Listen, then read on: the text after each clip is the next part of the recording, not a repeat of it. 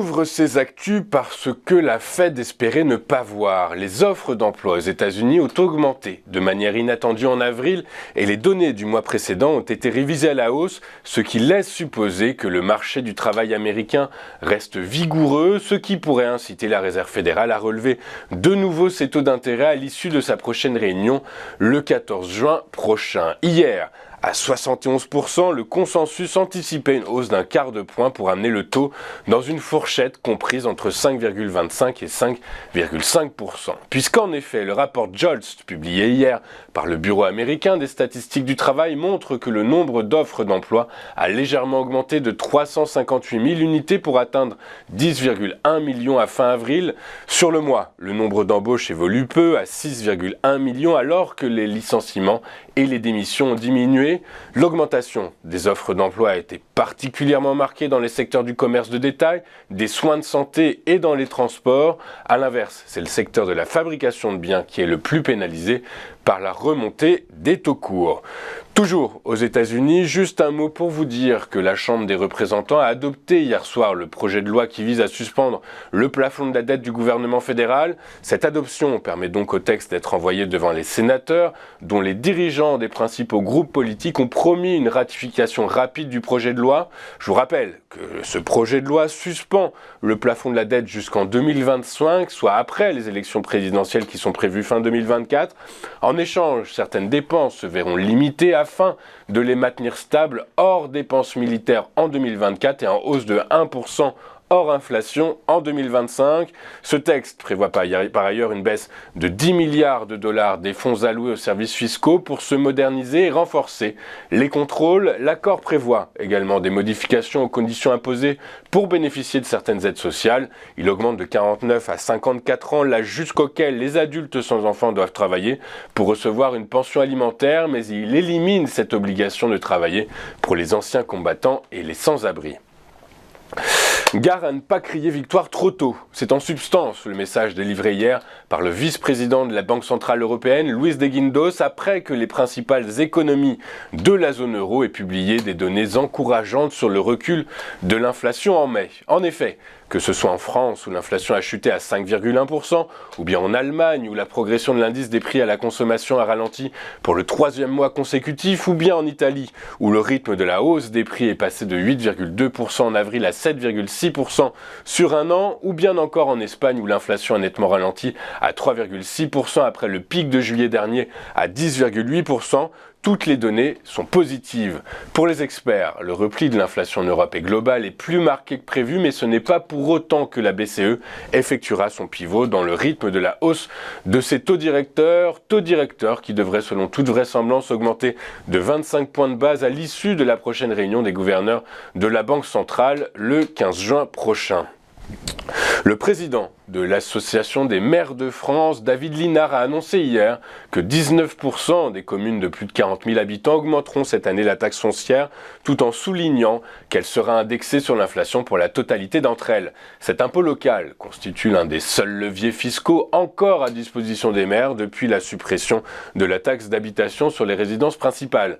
Selon l'Union nationale des propriétaires immobiliers, la taxe foncière dans son ensemble, c'est-à-dire base et taux, a augmenté en moyenne de 4,7% entre 2021 et 2022 dans les 200 plus grandes villes du pays. Avant de poursuivre notre émission, regardons ce qui s'est passé sur les principales places boursières de la planète hier et les bourses européennes ont fini en baisse. Les investisseurs inquiets de l'évolution de l'économie chinoise et prudents à l'endroit du dossier de la dette américaine, et ce malgré les avancées significatives dans l'adoption du projet de loi par le Parlement américain. Résultat, à Paris, le CAC 40 a reculé de 1,54% à 7098 points, le FTSE a cédé 1,01% à 7446 points et le DAX a fléchi de 1,54% à 15 664 points. La bourse de New York a fini dans le rouge hier, avant le vote sur la dette des États-Unis à la Chambre des représentants et alors que les données sur le nombre d'ouvertures de postes font craindre que la Réserve fédérale n'augmente davantage ses taux d'intérêt à l'issue de sa réunion politique monétaire du 14 juin prochain. Le Dow Jones a reculé de 0,41% à 32 908 points. Le S&P 500 a cédé 0,61% à 4 179 points. Et le Nasdaq Composite a abandonné lui de son côté 0,63% à 12 935 points. En Asie ce matin, la bourse de Tokyo a fini en hausse après un recul la veille et l'adoption par la Chambre des représentants de l'accord sur la dette américaine. L'indice Nikkei a gagné 0,84% à 31 148 points. En France, les utilities ont encore été recherchées hier par les investisseurs, leur caractère défensif rassurant les financiers dans un environnement marqué par de mauvais indicateurs d'activité en Chine. Les services aux collectivités se sont appréciés de 0,17%. La tech a été également recherchée hier et ce sur fond de baisse des taux souverains depuis une semaine. Le secteur a gagné 1,56%. A l'inverse, les investisseurs se sont délestés des valeurs cycliques, les biens de consommation ont reculé de 2,38% et les matériaux de base de 2,06%. Dans le détail, Capgemini a fini en tête du SBF 120 au lendemain de l'extension majeure de son partenariat stratégique avec Google Cloud. Le titre s'est adjugé 6,82% à 162,80 €. Amundi a fini lanterne rouge du SBF 120 et à la faveur d'un repli de 5,99% à 52,60 €, la société de gestion de portefeuille signe sa troisième séance consécutive de baisse alors que Unicredit réduit la part des fonds d'Amundi dans le total de ses actifs sous gestion. Sur le Forex, les bons chiffres du marché de l'emploi américain ont porté le dollar. L'euro a cédé 0,9% à 1,0636 $. Sur le marché des taux souverains de la zone euro, le ralentissement marqué de la hausse des prix à la consommation pourrait amener la BCE à revoir le rythme de hausse de ses taux directeurs. L'effet sur les rendements obligataires est immédiat. Le Bund à 10 ans a reculé de 7 points de base à 2,272% et son équivalent français a fini autour de 2,85% en baisse de 5 points de base. Le marché américain suit le mouvement et le rendement des Treasuries à 10 ans recule de 5 points de base à 3,647%.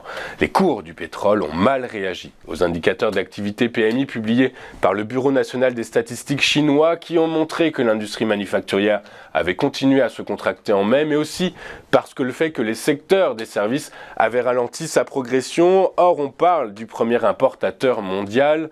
Par ailleurs, les opérateurs s'inquiètent également de la poursuite d'une politique monétaire volontariste par la Banque centrale américaine, pas convaincue par la récente décélération de l'inflation, ce qui pourrait pénaliser la demande d'or noir. Enfin, l'appréciation du dollar a fini de mettre sous pression les cours du brut. Le Brent pour livraison août 2023 a reculé de 1,9% à 72,14 $ le baril. Le baril de brut américain pour livraison juillet 2023 a lui reculé de 1,97% à 68,09 $. Enfin, du côté des cryptos, les principales monnaies virtuelles ont été impactées négativement par l'adoption prochaine par le Congrès américain du projet de loi visant à suspendre le plafond de la dette américaine et par les statistiques sur le nombre d'ouvertures de postes qui laissent supposer que la Réserve fédérale va augmenter plus qu'anticipé par les marchés financiers ses taux d'intérêt en 2023. Résultat, le Bitcoin a mis fin à 4 séances consécutives de baisse à la faveur d'un repli de 2,28% mais préserve les 27 000 $ à 27 085 $. L'Ethereum a suivi la même tendance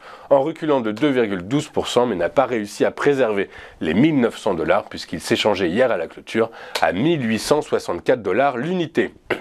Nous allons marquer une toute première pause dans cette édition du 1er juin 2023 et juste après, comme promis, comme convenu, nous retrouverons Slimane Imora qui va décrypter pour nous l'ouverture de la séance à Paris dans Chronocac. À tout de suite sur Téléfinance.